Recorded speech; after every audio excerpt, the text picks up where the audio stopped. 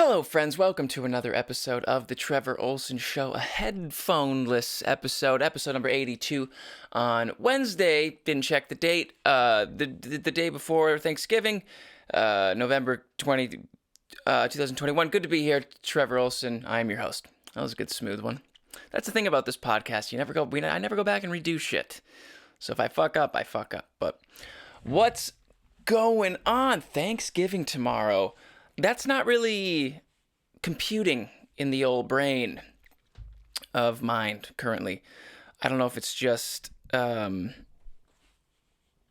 fact that the years are going by so fast. I don't know. I think it's because it's not even something I think of, and I realized it yesterday. I was like, oh my God, it's Thanksgiving this week. And remember when you were younger and Thanksgiving would come around and you'd be super excited for like a week, thinking about everything and then let alone bumping all sorts of shit you can't see, let alone Christmas. The excitement that would come around Christmas time was incomparable, for the rest of the year. I have memories of walking up the stairs, seeing the tree and seeing all the presents underneath the tree and just like blowing my mind that there was so many presents. And I actually remember, I was really starting to think back then. I was like, Santa must be real because there's no way my parents could buy all this stuff. And that was my conclusion. I was like, there's no fucking way that they're going out there and getting all this shit, wrapping it up. That's going to take forever. Good parents. They treat, I'm a lucky one. But, yeah, with Thanksgiving, it's kind of like when I shot my deer this year. I was thinking back of it. I had like zero excitement, when I buck fever as they call it. I had none of that, and maybe it's just because I've done it before now a few times, and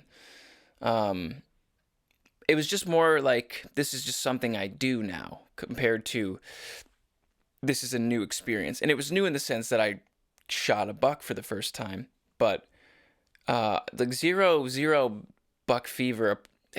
Yeah, not buck fever, but just very calm, very relaxed, and that's kind of what it's like for Thanksgiving tomorrow. It's like, I hate to say it, but it just kind of feels like another day. Do you lose the sort of whimsical beauty that you experience so much when you're young? Everything is exciting, everything is awe-inspiring because you're seeing it for the first time, and everything's new, and you have less responsibilities, so you have less worries and less stress. So I don't want to go back to being younger, but there's something to be said, this idea of no, having very little responsibilities, and but not even that, but just almost the like being just the ignorance is bliss idea, where you just don't know about life yet. And Thanksgiving comes around, you're so excited to see everybody and have the meal. Still to this day, Thanksgiving is it's got to be my favorite meal of the year. I'm a dark-breasted turkey guy, stuffing, maybe some sweet potato, a little butter, salt, pepper. Oh yeah. What else? Maybe some corn. Ooh, some of the raspberry shit, for sauce, right? Is that what it is? Some type of raspberry sauce. Is it raspberry? Some type of sweet sauce. Yeah, those are all so good. And you only have that meal once a year. And it's like one of the one meals where you can just eat yourself into shame without being disgusted. Lots of times if you like really, really overeat, and if you're not taking care of yourself, it's like, oh God, I'm a worthless piece of shit. But Thanksgiving, it's kind of like a day pass. It's like, let's celebrate. Boom. Eat as much as you want. You can go right into cardio arrest, cardiac arrest. It's like a sub goal. It's like get close to your blood vessels closing. Is that crazy? We could eat so much that our bodies just stop working and die. Like really, really, really, really obese people. That's something. Speaking of obese people, makes me think of working out. Working out's going great. I'm in a good routine as I've been for quite a while here. But I watched a podcast with I don't know, I can't say his last name. Pavel Sudolin, something like that. It starts with a T. I think it's a silent T. He's Russian. If you look him up on YouTube, he's a big kettlebell guy. But his YouTube videos, it's him when he was younger, and he's from the Soviet Union, from Russia, and he'll be like, he starts out the video with, "Comrade," like he's a hard dude, he's a badass, and so I watched a podcast with him and Rogan, of course, and it was really interesting because he has this interesting idea and this concept of taking really long rest periods. Now, it's dependent upon what your goal is, what you're trying to do. And I had a conversation with my friend the other day at the other day, mate. The other day, we were at the gym and we were kind of talking about like goals, and I don't really know what my goal is right now, physique-wise. If I just want to maintain, but maintenance is, I think it's just for me, it's, I want to get that good feeling that exercise gives me. So it's more of a psychological goal, but it's a combination of both psychological and physical. You get to a point where it's like, how big do you want to get, or like how lean do you want to be? Because if you want to get bigger, it's like you're gonna have to just keep eating more and more and more. And I decided a while ago I just didn't want to do that. It was just like too much. It was too.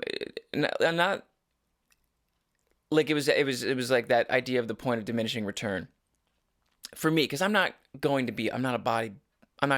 competing as a bodybuilder. You might hear a dog barking up there. It's my sister's dog. I'm not a competing bodybuilder. So you ask yourself the question like, well, do I want to eat so much that I'm miserable all the time, to gain that extra muscle? And I came to the conclusion personally, that no, it's not really worth it. So I'm eating pretty well, I eat pretty well for I've been eating pretty well for quite a few years now, but my meals right now are currently like every morning the same thing: 4 eggs, 2 toasts with peanut butter, couple, some coffee in the morning prior to that. Lunch has lately been a salad, like a big salad, because I need a lunch that's gonna fill me up. But I've also been or I might just do like a peanut butter sandwich, peanut butter banana, and then dinner is kind of been all over the place. I've been having chili, had some venison, chili the other day, which was really delicious. Not the deer that I shot this year. I don't know when I'm going to get that deer back. I brought it to the Pelkins in Crivets, and somebody told me that you can't bring a Michigan deer to a Wisconsin, butchery.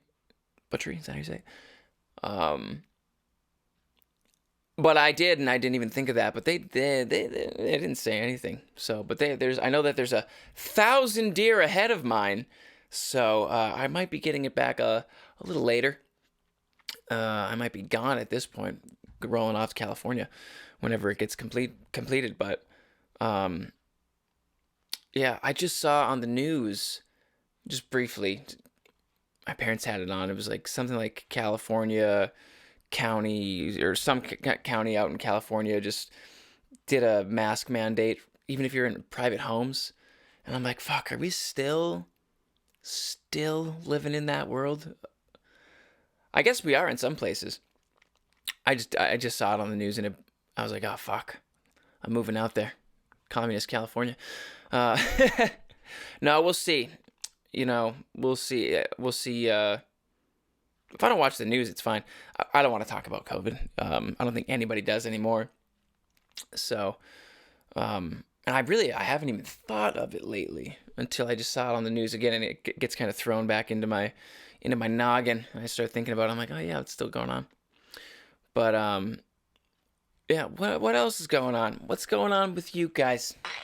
Anything new and exciting? Hydrate up here. I wrote a song over the last 2 days, and maybe I'm wrong, but I think it's one of my best songs. I really like it. I can't share anything about it because it's not out yet because I just wrote it. But it's I've as a songwriter, sometimes when you're writing a song, you're like, this is a good one, like it. Excuse me. Lots of times for me personally, I never really know what my songs are, if they're good, if they're what it's gonna be, because it's too early to judge them.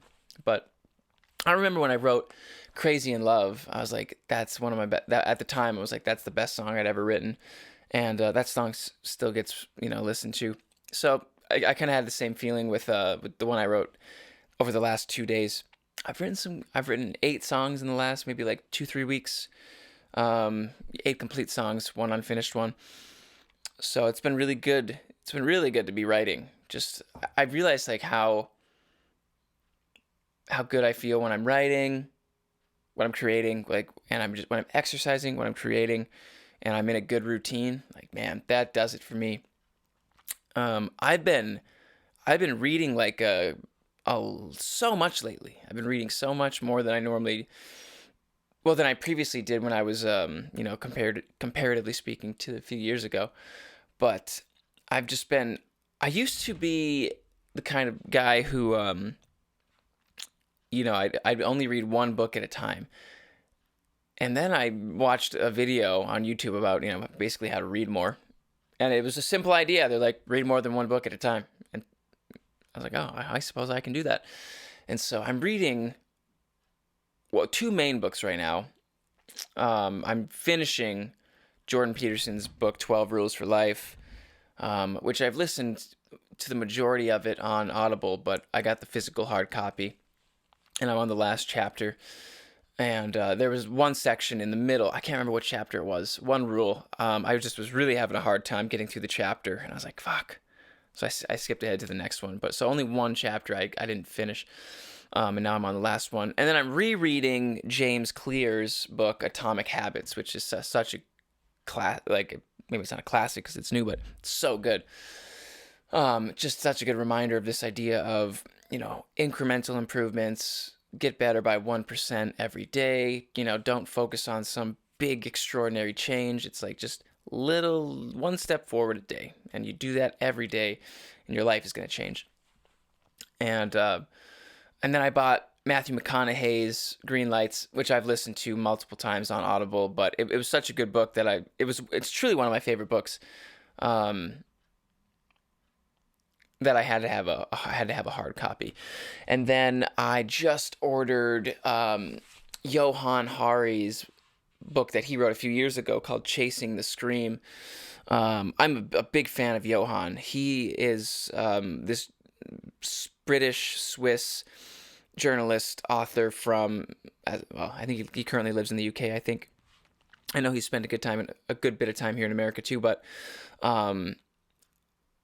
I stumbled upon him on Rogan, and I've talked about his book Lost. I think I've talked about his book Lost Connections, but I would highly recommend the podcasts that he does with Joe Rogan. They're so good, and it's all about depression and anxiety. The causes and the unexpected solutions. And he argues that we're disconnected from each other. We're disconnected from meaningful work. We're disconnected from nature. We're disconnected from relationships, and we're focusing on all these, what he calls junk values, which is something Mark Manson touches on in The Subtle Art, in his book. Just the importance of having good values, intrinsic values rather than extrinsic values. Like, instead of validation or money or fame or wanting to be liked, having a nice car, having a nice house to show people, instead of focusing on that, it's like try to just focus on being a good person, of being a good maybe father or husband, being honest, having integrity, having self-respect. Those are all things that are actually meaningful, and they're in your control. And so, because you can't control how people perceive you.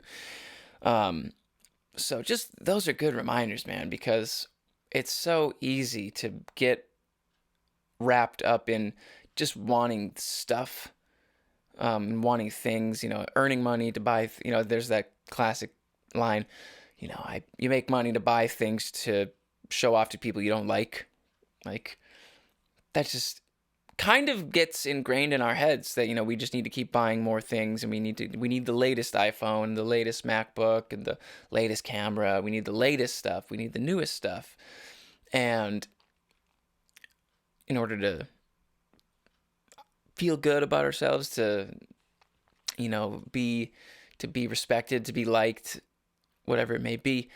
And it's really easy especially if you're not thinking about it, to just get wrapped up in that mindset of exactly that. And so just good, simple reminders that I know I need to hear, just to focus on the right type of values, like being a good son and being a good brother and a good uncle, and making music, doing it for myself, first and foremost, being just to create, but then just putting it out and not focusing, trying not to focus too much on the numbers and the data and everything like that. Just doing it because you love to do it, That's what's important. So lots of times maybe our priorities are just a little off. Because it's like, you can be a songwriter or any type of creative person. Say that's, for example, maybe you're a painter, and maybe you're actually a really good painter, but you're painting for some other reason. Say you're painting, let's say you're trying to make that a living, and so you're selling your art. So you're painting to sell your art instead of just painting to paint. Whereas if you can paint to paint and still sell your art. So it's just that subtle difference of instead of like painting as a means to an end, in this case, selling the painting to earn an income, you're painting simply for the joy, the intrinsic joy that you feel of painting, and then you happen to sell your artwork as well. That's probably a better strategy. It's maybe it's having your eyes on both, but focusing, having your priorities straight, and then the money being kind of a side effect of what it is that you love to do. And that could be applied to like anything, to any type of job or career, if you're doing something that you love to do, because most people are doing things that they don't want to do just for the money, which is a soul-sucking endeavor. But everybody does that for the most part. Everybody does that for a good part of their lives, some of their lives. I think I'm trying to make every effort to not have to do that, and so, and I think, and every sort of guy or man, woman that I admire is somebody who, was able to break out of the rat race, so to speak, and do something independently and do something on their own.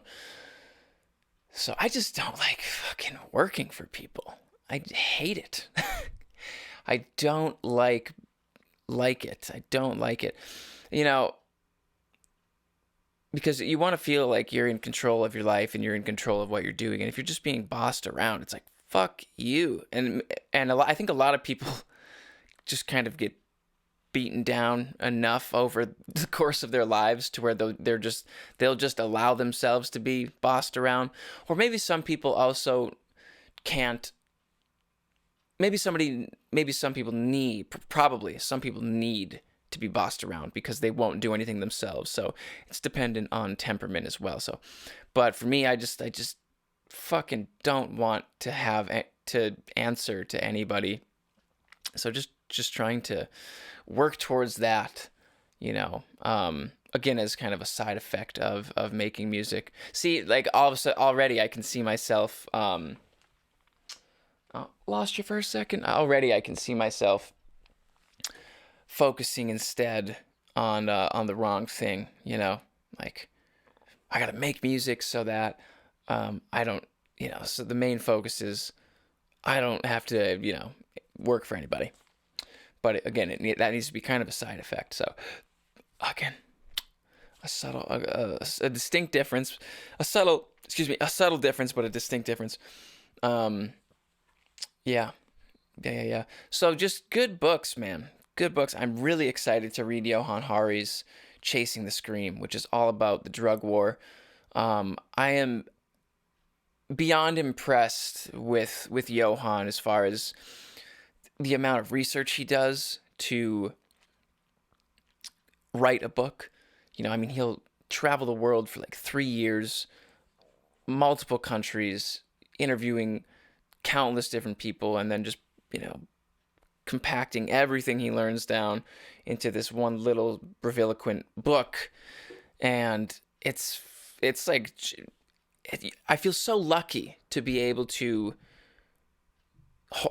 have a book like any well-written book, to be able to like go into the mind of this other person and learn about their experiences in the most in the most well articulated, succinct way possible, and then you get to learn so much from them without having to go off and experience those things yourself.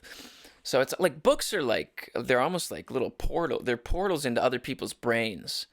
They're little portals into people's brains, and you get to, if you so choose, you get to utilize the information you learn from this portal, and you get to implement it into your own life if you so choose, without actually having to experience the physical lessons that they learned by traveling and by interviewing. And it's fascinating. It's really, really fascinating. So, everybody, or most people, they nobody's really researching things anymore. And it's going to be dependent upon your job. Like that's his job. He's an author. He's a journalist. So, but like as far as like really, like truly to get in depth in a topic, to be well versed in some sort of subject, it's like the research takes years, and we just love to just read headlines and look things up on Google for like 2 seconds and go, oh, okay, it's this, and then I pretend like I know what I'm talking about. So it works for me. But so his book Chasing the Scream is all about the war on drugs and the kind of the history of it. And I know he's added to it, and he also has his third book coming out. So I wanted to read his first book, Chasing the Scream, before I read his third book, which is something about like why we can no longer stay focused and how to think deeply again. And I'm sure he's going to talk on social media and just the sheer volume of information that's coming into all of us, or that's just you might hear more dog barking again. Damn it, Gunner. He's a good dog, but he's so. Oh, I'll stop. Gunner, be quiet. Stop it. Fucking dog. He's up alone. He's up there alone, just barking. But I wanted to read Chasing the Scream before I read his third book, because I've read his second book already. So it'll be Chasing the Scream, Lost Connections, and then this book on focusing. What's it called? Well, don't worry about it. Look it up if you want. So I just ordered Chasing the Scream. I just ordered this book too. I got it for my niece. It's by Jocko Willink. It's the Way of the Warrior Kid, Mark's Mission. So it's actually the second book, because the second book in the series, and so I'm like halfway through it. These books are like 200 plus pages, and there's a vehicle here. He wasn't. Oh, good boy, Gunner. Don't worry. Thank you. FedEx truck just was here. Could have just walked in the house and cause chaos. I wouldn't have even known what was going on. Dogs barking. Think it's just him. Think he's stupid. Nope, he's barking because FedEx truck was here.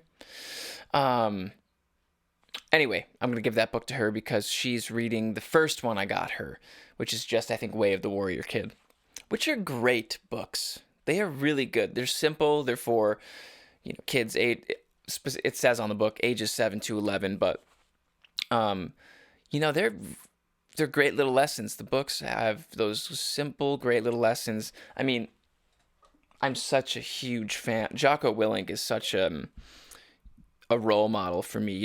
Jocko Willink, a decorated retired Navy SEAL officer.